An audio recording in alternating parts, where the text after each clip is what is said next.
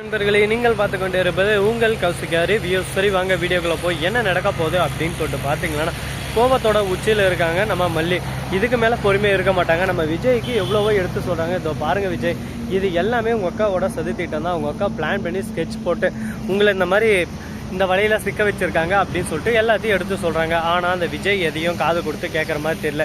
என் அக்காவை பற்றி தப்பாக பேசாத மல்லி, உனக்கு தப்பான ஒரு அபிப்பிராயம் இருக்குது என் அக்கா மேலே. ஆனால் என் அக்கா ரொம்ப நல்லவங்க, அவங்கள பற்றி உனக்கு தெரியாது. சின்ன வயசுலேருந்து எனக்கு எல்லாத்தையும் பார்த்து ஒவ்வொன்றா பண்ணவங்களே அவங்க தான். அப்படிப்பட்ட என் அக்காவை தப்பாக பேசாத அப்படின்னு சொல்லிட்டு விஜய் ரொம்பவே ஒரு பக்கம் ஆத்திரமாக பேசுகிறாரு. உடனே நம்ம மல்லி இருந்துன்னு, யோ உனக்கு சொன்னாலும் புரியாது, பட்டாலாம் உனக்கு புத்தி வரும் அப்படின்ற மாதிரி சைலண்டாகவே நிற்கிறாங்க. உடனே நம்ம வெண்பா வந்து எல்லாத்தையும் சொல்கிறாங்க. உடனே பார்க்கணுமே சவம் கோவம் வந்துடுது. ஒரு பக்கம் தாறு மரம் திட்ட ஆரம்பிச்சிடுறாரு நம்ம விஜய்.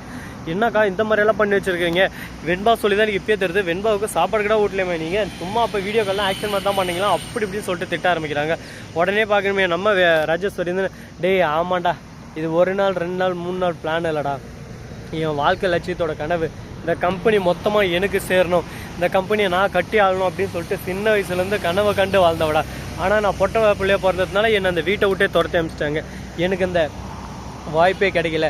ஆனால் நான் கம்பெனி ரன் பண்ணுறதுல எவ்வளோ கில்லாடி தெரியுமா? உனக்கு மேலே நான் வருவேன். இந்த கம்பெனியை 1-2 மாதம் கொடுத்தா போதும், அதுக்குள்ளே நான் ப்ராஃபிட் எடுத்துகிட்டு உங்ககிட்ட உன்னோட கம்பெனியை கொடுத்துட்டு அந்த ப்ராஃபிட்டை வச்சு நான் இன்னும் பெரிய பிஸ்னஸ் ஆரம்பிச்சிருவேன். அவ்வளோ பெரிய கேடி பில்லா கில்லாடி ரங்காடானா அப்படின்னு சொல்லிட்டு நம்ம ராஜேஸ்வரி சொல்லியிருக்கா.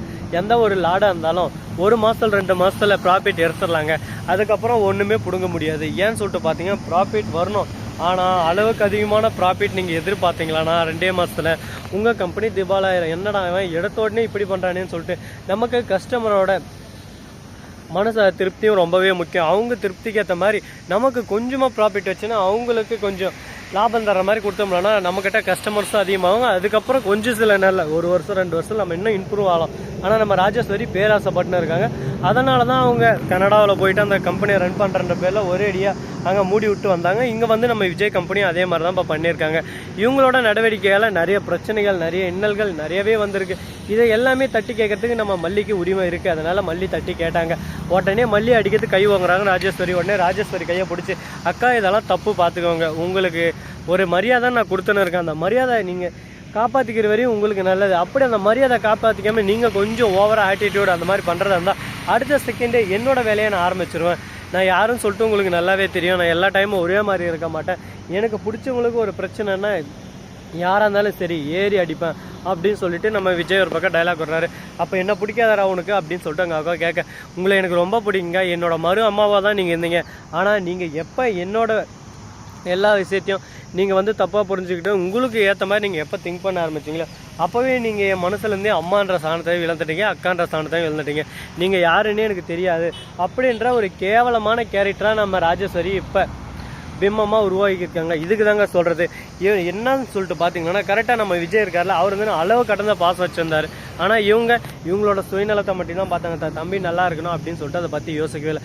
இவங்க சுயநலத்துக்கோசரம் இங்கே வந்ததே. அப்படி இருக்கும் போது இவங்களுக்கு இன்னும் நிறைய பிரச்சனையெல்லாம் வந்துக்கணும். எப்படியும் இந்த பிரச்சனையோட முடிக்க விட்டாங்களே, அது வரையும் சந்தோஷம் தாங்க. ராஜேஸ்வரி பண்ணுறது எல்லாமே அவங்களுக்கு தெரியாது. ஏன்னா அவங்க தப்பு பண்ணுறதே எல்லாரும் தட்டி கேட்குறாங்கன்னு சொல்லிட்டு அவங்களுக்கு கோவம் வருது. அதே தப்பு பண்ணாமல் இருந்தால் அவங்களுக்கு கோவம் வருமா சொல்லுங்கள் பார்க்கலாம்? கோவமே வராது. இந்த மாதிரி தாங்க இப்போதைக்கு சூழல் போயிட்டு இருக்குது. இதுக்கு நடுவில் இன்னும் என்னென்ன பிரச்சனைகள் வரும்போது அதெல்லாம் எப்படி சால்வ் பண்ண போகிறாங்க அப்படின்னு சொல்லிட்டு தெரியாமல் குழப்பத்தில் தான் நம்ம மல்லி சீரியல் ஒரு பக்கம் ரன் ஆகிட்டு இருக்குது. அது மட்டும் இல்லாமல் போலீஸ்கிட்ட இதை எல்லாமே எடுத்து சொல்கிறாங்க. ஆதாரம் இல்லாமல் நாங்கள் யாரையும் அரெஸ்ட் பண்ண முடியாது மிஸ்டர் விஜய், இந்த கம்பெனி எல்லாமே உங்கள் பேரில் தான் இருக்குது. இதற்கு எல்லாமே இவங்க மேலே நீங்கள் குற்றச்சாட்டு சொல்கிறீங்கன்னா ஆதாரம் வேணும். ஆதாரம் இல்லாமல் ராஜேஸ்வரி அரெஸ்ட் பண்ண முடியாது, அதுவரையும் நீங்கள் தான் குற்றவாளின்னு சொல்லிட்டு நம்ம விஜயை திரும்ப அரெஸ்ட் பண்ணி கூட்டின்னு போயிடுறாங்க. உடனே நம்ம மல்லி இருந்து ஆதாரத்தை நான் திரட்டேன் விஜய், நீங்கள் எதுக்கும் கவலைப்படாதீங்க, உங்களை எப்படியாவது நான் வெளியே எடுப்பேன் அப்படின்னு சொல்லிட்டு வாக்குறுதியை கொடுத்து அனுப்புகிறாங்க. நம்ம மல்லி மேலே விஜய்க்கு ரொம்பவே நம்பிக்கை இருக்குது. ஏன்னா எல்லா விஷயத்துலையும் மல்லி நின்று நமக்காக போராடுறா. அப்படிப்பட்ட தங்கத்தை நம்ம இனிமேல் என்றைக்கும் இழந்துடக்கூடாது அப்படின்னு சொல்லிட்டு விஜய் ஒரு ஐடியாவில் இருக்கார். அது நீடிக்குமா நீடிக்காதா, இந்த பிரச்சனை தொடராதா அப்படின்னு சொல்லிட்டு பல கேள்விகளோடு தான் போயின்னு இருக்குது. பார்ப்போம் என்னென்ன பிரச்சனையெல்லாம் வந்தாலும் சரிங்க. நம்ம மல்லி இருக்காங்களா, அவங்க வந்து அடித்து ஆடுவாங்க. அவங்கள மாதிரி ஒரு திறமைசாலி இங்கே யாருமே இல்லைங்க. ரொம்பவே ஆட்டிடியூட் காட்டினாலும் ஆனால் அவங்க பண்ணுற ஒவ்வொரு விஷயத்தையும் நம்ம விஜய்க்கும் வெண்பாவுக்கும் ஆதரவாக தான் பண்ணுவாங்க. ராஜேஸ்வரிக்கும் நல்லா தான் விஜயோட அக்கான்றதுனால ரொம்பவே மரியாதை கொடுத்து தான் வந்திருந்தாங்க. ஆனால் விஜயே முக்கியம் இல்லை, அவனை சொத்து தான் எனக்கு முக்கியம்னு சொல்லிட்டு ராஜேஸ்வரி எப்போ மாறினாங்களோ இதுக்கு மேலே அவங்களுக்கு நான் எதுக்கு மரியாதை கொடுக்கணும்? என் புருஷனை வெறுக்கிறவங்கள நானும் வெறுத்து தான் ஆகணும். என் குடும்பம், என் சொத்து, என் குடும்பத்தை விட்டு மற்ற காசுக்கு நான் ஆசைப்பட்டா நான் ஒரு வெத்து அப்படின்னு சொல்லிட்டு நம்ம மல்லி புரிஞ்சுக்கிட்டு ராஜேஸ்வரி அடின்னு அடித்து ஓட விட்றாங்க. அந்த தலைவன் மேனேஜர் இருக்காங்களா, அவனை போய் அடித்து அவன் வாயிலேருந்து உண்மையாக வர வைக்கிறாங்க. மல்லியும் மறுபக்கம் அரவிந்த் கூட ஹெல்ப் பண்ணுறதுனால இப்போ மல்லிக்கு ரொம்பவே ஒரு பக்கம் ஹெல்ப்ஃபுல்லாக இருக்குது. அதையும் தப்பாக தான் பேசும் அந்த உலகம். ஏன்னா ஒரு பையன் ஒரு பொண்ணுக்கு ஹெல்ப் பண்ணாலும் சரி, ஒரு பொண்ணு ஒரு பையனுக்கு ஹெல்ப் பண்ணாலும் சரி, உலகம் தப்பாக தாங்க பார்த்தோம். அப்படிப்பட்ட கெடுகெட்ட உலகத்தில் தான் இப்போதைக்கு ரன் ஆகிட்டு இருக்குது. அதுலேயும் நல்லவங்க நிறைய பேர் இருக்காங்க. நம்ம குறிப்பிட்டு எல்லாரையும் கெட்டவங்கன்னு சொல்லிட்டு சொல்ல முடியாது.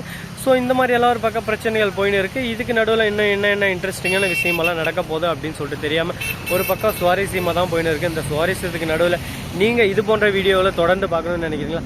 அதுக்கு மறக்காமல் நம்ம சேனலை சப்ஸ்கிரைப் பண்ண நண்பர்கள் சப்ஸ்கிரைப் பண்ணுங்கள், லைக் பண்ணுங்கள், ஷேர் பண்ணுங்கள், டிண்டிங் மேலே தட்டி விட்டு போங்க. அப்போ தான் நாம் போகிற அடுத்தடுத்த வீடியோ உங்களுக்கு உடனுக்குடன் நோட்டிஃபிகேஷன் வந்து கொண்டே இருக்கும். மிக்க நன்றி. தேங்க்ஸ் ஃபார் வாட்சிங். Tata, see you. நன்றி, வணக்கம்.